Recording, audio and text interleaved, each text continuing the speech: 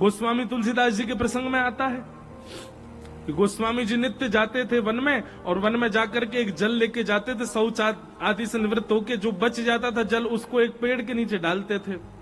12 वर्ष तक इस नियम का पालन किया, तो 12 वर्ष बाद उस पेड़ से एक प्रेत प्रकट हो गया। उसने कहा आपने मेरी प्यास बुझा दी, 12 साल तक मुझे रोज पानी पिलाया, वरदान मांगिए मैं क्या दूं आपको, मैं प्रेत हूं, मैं आज मुक्त हो गया हूं। गोस्वामी जी कहते हैं हमको राम जी कैसे मिलेंगे ये बताओ। तो उस प्रेत ने परिचय दिया, बोले आपकी कथा में हनुमान जी आते हैं, इस रूप में आते हैं, उनके चरण पकड़ लो राम जी मिलेंगे, और गोस्वामी जी को मिले। ऐसी एक ब्रज की लीला भी है। ब्रज में नंदगांव में एक बाबा रहते थे, और वो बाबा वन में कुटिया बना करके रहते थे। रोज ब्रजवासियों के घर से मधुकरी लाते, और मधुकरी लाके मधुकरी पाते। जैसे वो मधुकरी पाने बैठते तभी एक कुकर, एक कुत्ता आ जाता, उनके द्वार पर आके बैठ जाता। तो वो क्या करते कि मधुकरी पाने के बाद थोड़ी जो बच जाती वो उसको डाल देते, तो वो भी पाता था। बाबा का ये नियम चलता ही रहा कितने वर्षों तक रोज। अब तो पहले तो वो दया करके देते थे, अब तो बाकायदा उसका भाग निकालने लगे, उस कुत्ता को पवाते थे। एक बार बाबा को किसी कार्यक्रम के, किसी संत के यहाँ कोई उत्सव था, तो 3 दिन के लिए उनको गोवर्धन जाना पड़ा।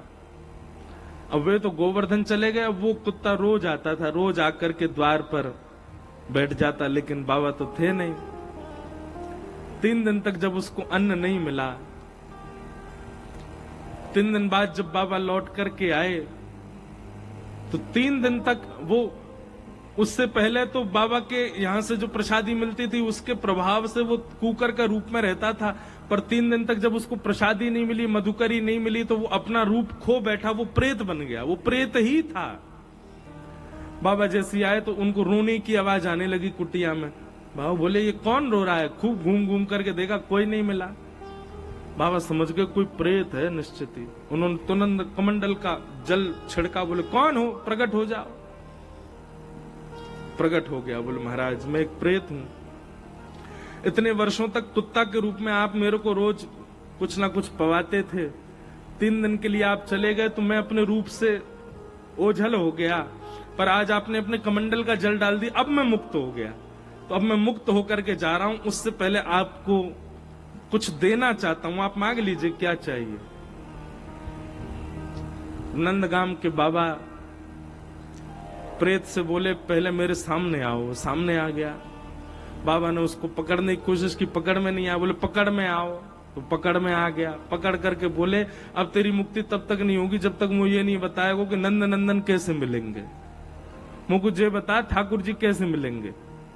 भैया तू प्रेत है, मानव योनि से निकल चुका है, तुमको पता तो होगी कि ठाकुर जी मिलेंगे कैसे, बता।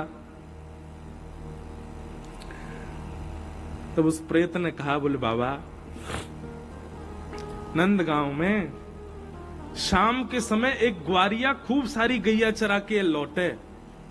बोले हाँ।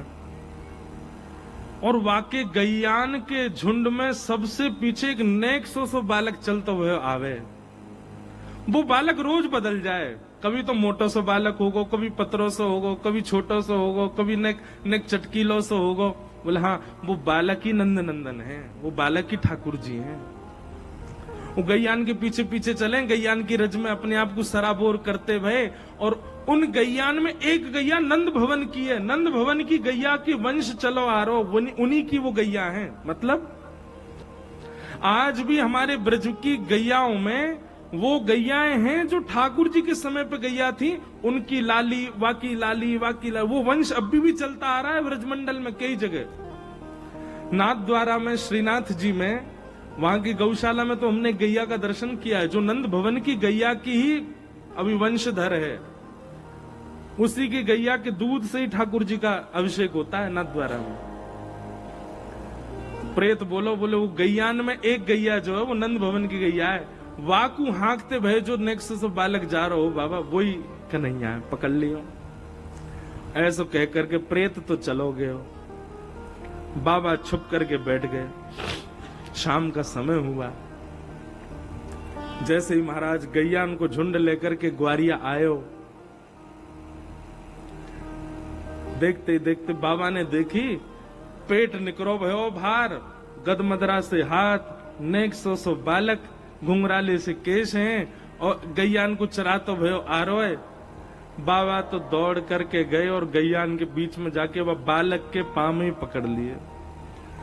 अब वो तो सामान्य बालक की तरह हरकत करें ठाकुर जी तो, अरे बाबा छोड़, मेरी मैया मेरी बाट निहार रही है, अरे मैं तेरी शिकायत कर दूंगा, सबरे ब्रजवासी को बुला दूंगा। अरे बाबा छोड़, देख मुंह को पकड़ के ले जा रहा हो बाबा, अरे भैया अइयो, अरे ब्रजवासियों अइयो, देखियो जे बाबा कहा कर रहा है।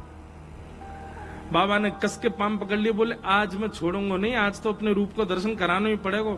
अरे बाबा मैं कोई और ना हूं, मैं तो अपनी मैया को लाला हूं, मैं तो वह यादव को छोरा हूं, वह के घर को छोरा हूं, तू काय को मुंह को पकड़ रहा? बोले नहीं नहीं मुझे पता आप नंद नंदन हो। बालक सांची में ऐसे रोने लगा जैसे कोई सामान्य बालक हो।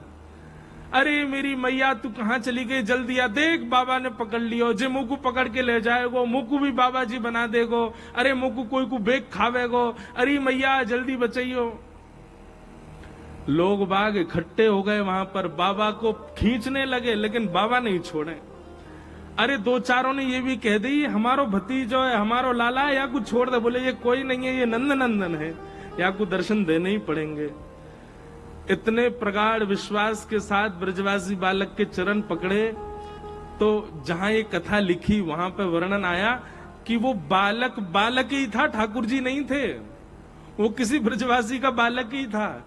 लेकिन बाबा ने इतने कस के उसके चरण पकड़े कि नंद भवन में बैठे ठाकुर जी से सहन नहीं भई, और ठाकुर जी वह ब्रजवासी बालक में से प्रकट है गए, और प्रकट है करके वह बाबा को अपने कंठ से लगा लिए, और कंठ से लगा करके बोले बाबा अब मिल गयो, अब मेरी बात सुन। बोले कहा जे बालक मैं ना हूं, या को तो छोड़ दे, या को जान दे बाबा।